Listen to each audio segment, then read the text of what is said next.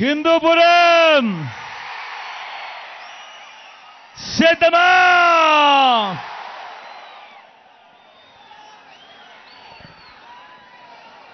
మిట్ట మధ్యాహ్నం సమయం 12:10 అయినా కూడా ఏమాత్రం ఖాతరు చేయడం లేదు ఎండను. చిక్కటి చిరునవ్వుల మధ్య ఇంతటి ప్రేమానురాగాలు, ఇంతటి ఆప్యాయతలు చూపిస్తూ ఇంతటి అభిమానాన్ని పంచిపెడతా ఉన్నా నా ప్రతి అక్కకు, నా ప్రతి చెల్లెమ్మకు, నా ప్రతి అవ్వకు, నా ప్రతి తాతకు, నా ప్రతి సోదరుడికి, నా ప్రతి స్నేహితుడికి, మీ అందరి ఆప్యాయతలకు మీ బిడ్డ మీ జగన్ 2 చేతులు జోడించి పేరు పేరున హృదయపూర్వకంగా కృతజ్ఞత తెలుపుకుంటా ఉన్నాడు.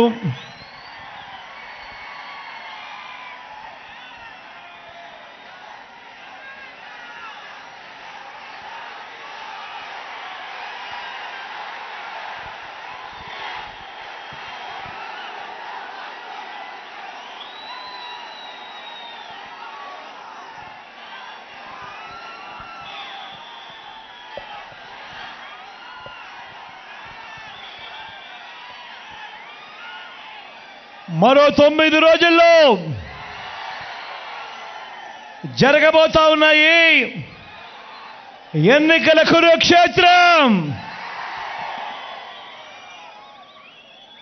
ఈరోజు జరగబోతా ఉన్న ఈ ఎన్నికల్లో మీ అందరికీ కూడా నేను ఒకటి విజ్ఞప్తి చేస్తా ఉన్నా. ఈ ఎన్నికలు కేవలం ఎమ్మెల్యేలను, కేవలం ఎంపీలను ఎన్నుకునేందుకు మాత్రమే జరుగుతా ఉన్న ఎన్నికలు కావు. ఈ ఎన్నికలు రాబోయే 5 ఏళ్ల మీ ఇంటింటి భవిష్యత్తును, పథకాల కొనసాగింపును నిర్ణయించబోయే ఎన్నికలు. ఈ ఎన్నికలు అన్నది ప్రతి ఒక్కరూ గుర్తుపెట్టుకోండి. జగన్కు ఓటు వేస్తే పథకాలన్నీ కొనసాగింపు, ఇంటింటి అభివృద్ధి.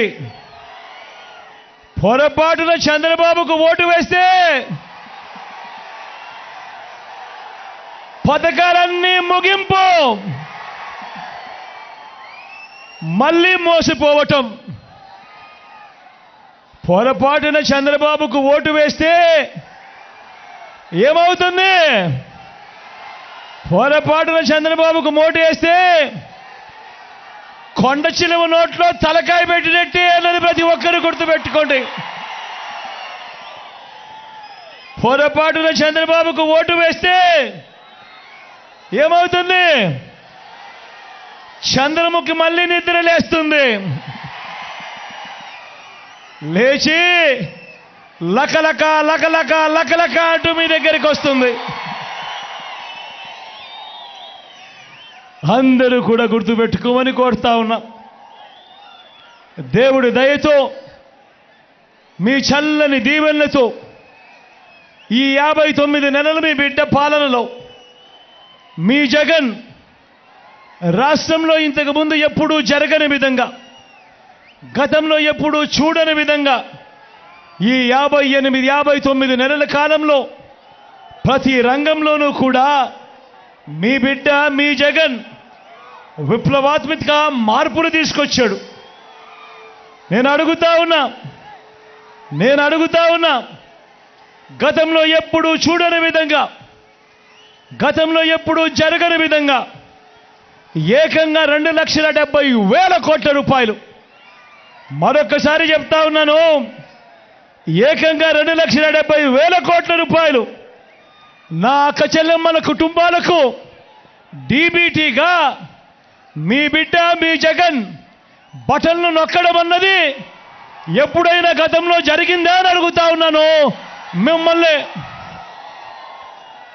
గతంలో ఎప్పుడూ జరగని విధంగా ఏకంగా 2,31,000 ప్రభుత్వ ఉద్యోగాలు ఈ రాష్ట్ర చరిత్రలో, రాష్ట్రం మనం ఈ బిడ్డ ప్రభుత్వం వచ్చేదాకా రాష్ట్రంలో మొత్తం 4 లక్షల ఉద్యోగాలుంటే ఈ 59 నెలల కాలంలోనే మీ బిడ్డ ఏకంగా 2,31,000 ఉద్యోగాలు ఇచ్చాడు.